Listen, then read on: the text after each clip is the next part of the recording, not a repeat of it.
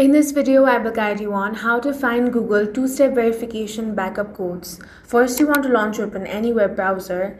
Now, head over to google.account.com.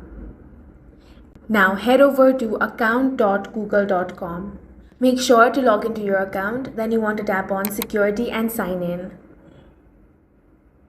Now, scroll down a bit and you will find the option of two-step verification. Go ahead and select that.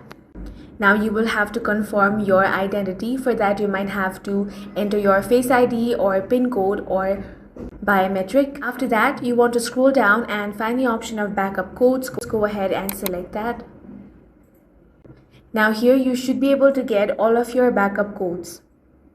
You can simply tap on the download codes option or print the codes as well, and in this way you can easily find Google two-step verification backup codes. That's all for this video. If you found it useful, make sure to hit the like button and subscribe for more videos like this.